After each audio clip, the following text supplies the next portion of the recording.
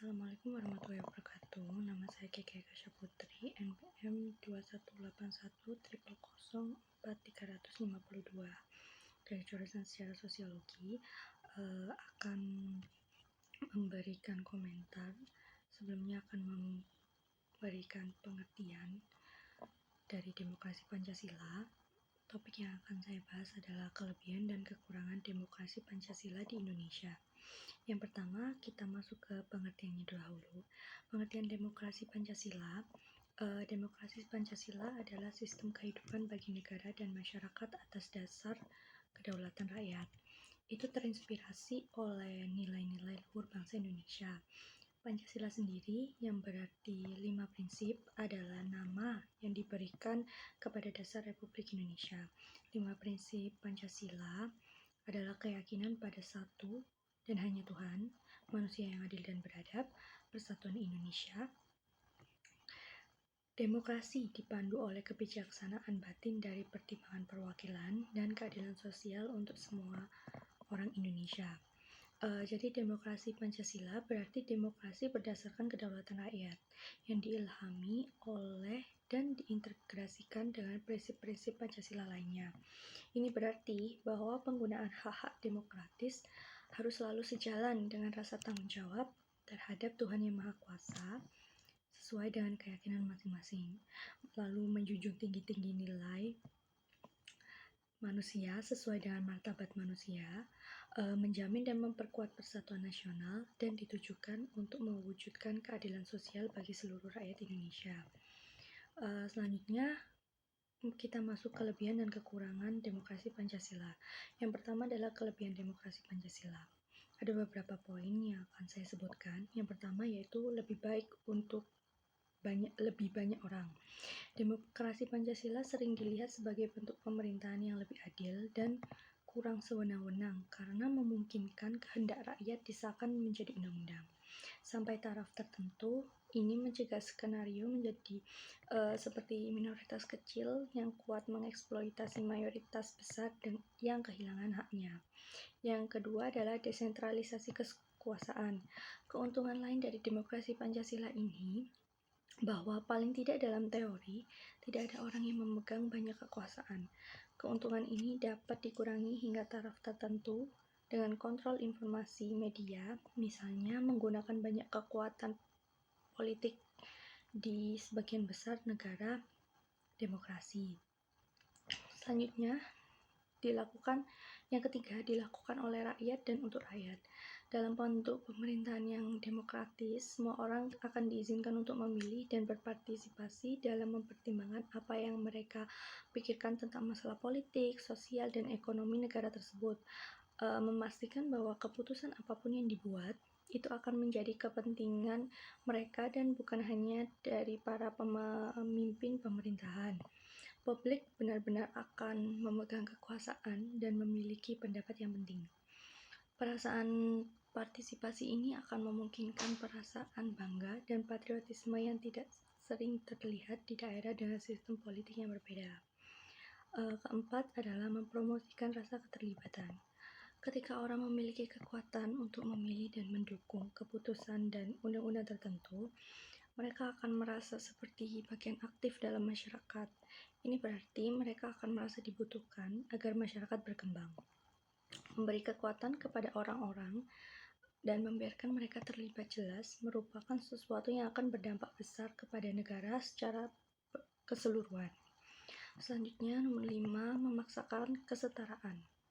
Pemungutan suara setiap orang memiliki bobot yang sama, membuat bentuk pemerintahan demokratis yang dibangun di atas kesetaraan. Tidak hanya dalam demokrasi, tetapi ini berlaku di semua bentuk pemilihan politik, membuat semua orang merasa didengar dan penting. Nomor 6, memungkinkan perubahan kebijakan yang wajar. Jadi, menurut para pendukung, ini mungkin pro-demokrasi terbesar. Mempertimbangkan kekuatan rakyat, mereka juga penting untuk membuat perubahan pada sistem ketika mereka merasa perlu, yang kemudian disepakati dengan pejabat terpilih dengan sukarela. Perubahan-perubahan ini dapat terjadi tanpa kekerasan, di mana kekuasaan ditransfer dari satu pihak ke pihak lainnya melalui pemilihan. yang berarti pemerintah hanya terikat pada kekuasaan dengan syarat-syarat yang dipisahkan ke dalam kenaikan tahunan. Selanjutnya, nomor 7, tidak menempatkan kekuasaan ke dalam satu individu. Dalam demokrasi, seperti tadi, kekuasaan tersebar. Tidak ada individu yang memegang semua kekuasaan, bahkan sebagian besar. Ini membantu mencegah eksploitasi terhadap orang-orang dan korupsi. Nomor 8, memberikan kewajiban kepada warga negara. Demokrasi memungkinkan perasaan kewajiban kepada publik dalam memotivasi kekuatan yang berkuasa. Akibatnya, pejabat pemerintah akan memiliki tugas dan kewajiban kepada warga yang memilih mereka, dalam posisi yang berarti mereka berhutang kepada warga, sehingga mereka harus berhutang budi kepada mereka dalam tingkat tertentu. Motivasi semacam itu dapat membantu para pejabat ini bekerja menuju kebijakan dan tujuan yang mereka pilih untuk diterapkan.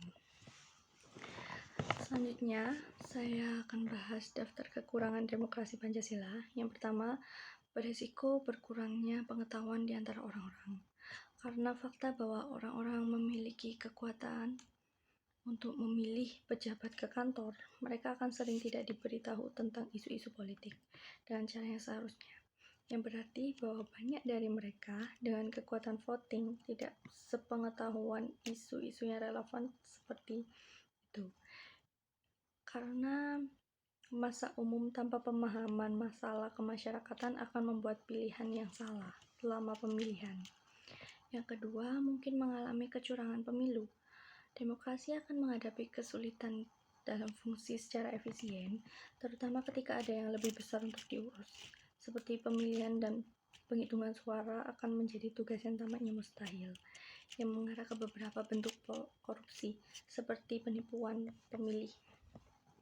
Selanjutnya, mungkin sulit menghindari kekurangan.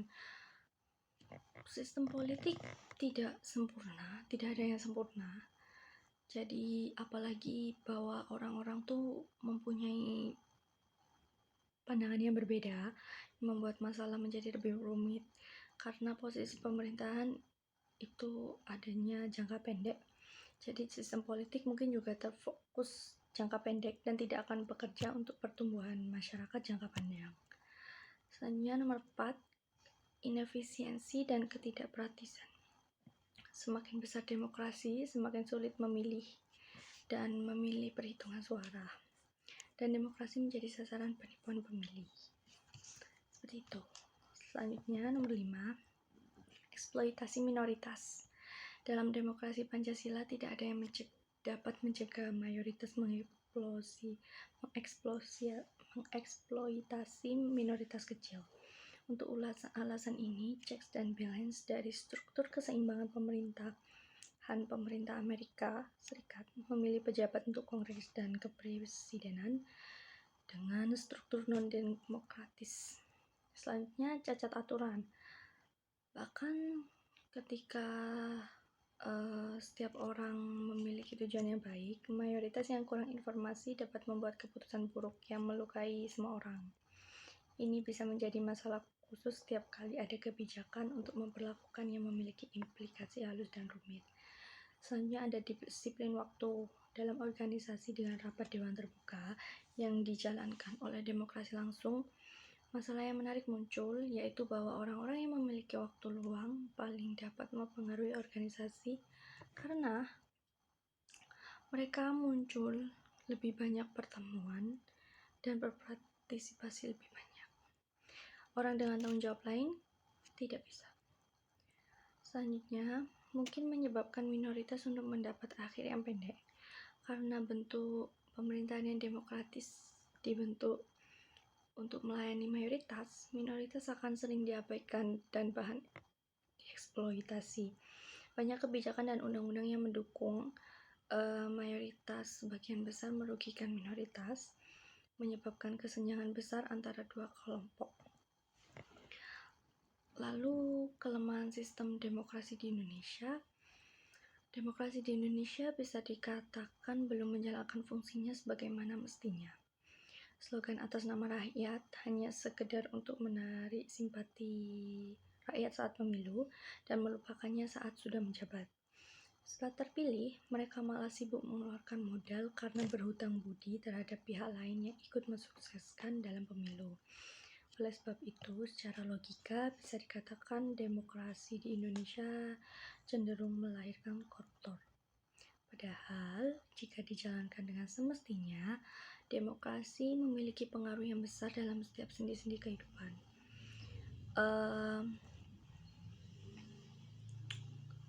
Selain itu, kelemahan yang lain yaitu tidak semua orang memahami makna demokrasi itu sendiri.